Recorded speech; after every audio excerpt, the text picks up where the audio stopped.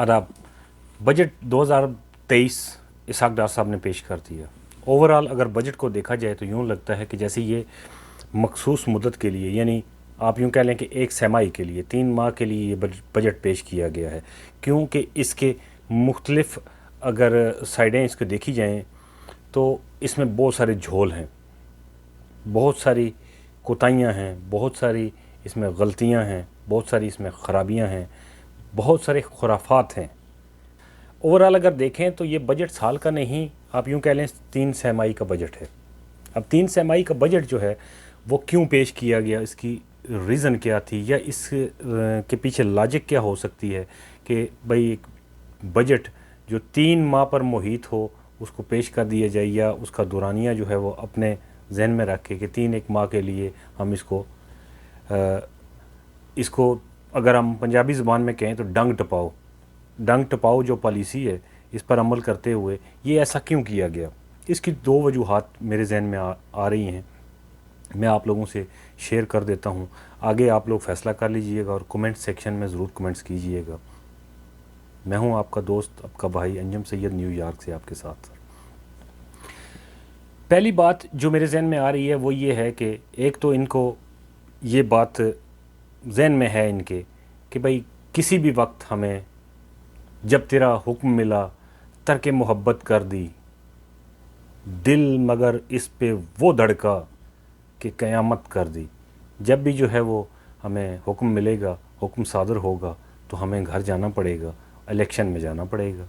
सो election के लिए एक मखसूस पोर्शन रख के साथ ये ऐलान किया जा रहा है कि भाई हमने इलेक्शन के लिए पैसे तो रख दिए हैं बजट में, लेकिन ये इस्तेमाल नहीं हो सकते क्योंकि जो मामलात इस वक्त जो मामलात चल रहे हैं ओवरऑल, यानी स्टेट को जिन मामलात का खदशात का सामना है वो जब तक दूर नहीं होते, क्योंकि वो आइनी हैं, लिहाजा हम इलेक्शन में नहीं जा सकते। लेकिन उनके जहन में है ये बात कि कभी भी हमें हुक्म आ सकता है, कभी भी डंडा चल सकता है, कभी भी जो है वो पीर साहब की तबीयत नासाज हो सकती है और वो ये कह सकते हैं कि उठो तो निकलो। ठीक है, अब आगे चलते हैं कि दूसरी इसकी रीज़न क्या हो सकती है। दूसरी इसकी रीज़न ये हो सकती है कि इनके जहन में ये है कि IMF से अभी तक मुज़ाकरात चल रहे हैं। ये जहन में रखिएगा दोस्तों कि उसके लास्ट 2 वीक्स हैं, यानी 15 दिन हैं, और IMF ने लास्ट वार्निंग भी 2 दिन पहले इनको दे दी है कि भाई ये काम जो है इस तरह से अगर नहीं होते तो बस हमारी तरफ से आपको इनकार है। खैर वो तो इसहाक डार साहब जाने, उनकी हुकूमत जाने और IMF जाने, लेकिन वो 15 दिन का जो ड्यूरेशन उनका रहता है, 15 दिन जो बाकी रहते हैं, 2 वीक, आज तकरीबन 14 दिन रह गए हैं, इसमें वो ये कर पाते हैं सारे मामलात जो भी बाकी रहते हैं, तो IMF वाले भी आ जाएंगे। अच्छा, इलेक्शन के हवाले से उनके जहन में यही है कि भाई अगर वहाँ से पैसे आ जाते हैं तो फिर हम यूँ करेंगे कि वो पैसे इन्वॉल्व करके तो आगे जो है वो इसी को रिवाइज़ कर लेंगे, या एक मिनी बजट और जो है वो लेके आ जाएंगे, या जिस तरह भी करना है फिर आगे उसके मुताबिक जो है वो चला जाएगा।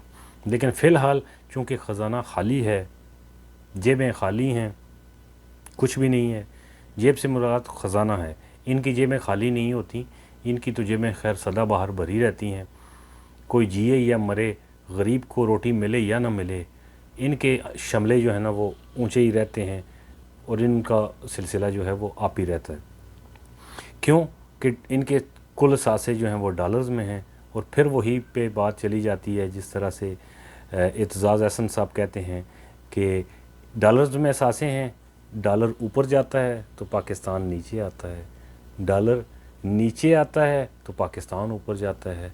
लिहाजा पाकिस्तान को ऊपर ले जाने की तो इनको कभी ज़रूरत ना इनको महसूस हुई, ना कभी इनके दिमाग में ये सोच आई। इनका मतलब यही है कि हमारे सासे ऊपर जाते हैं, पाकिस्तान जाए भाड़ में।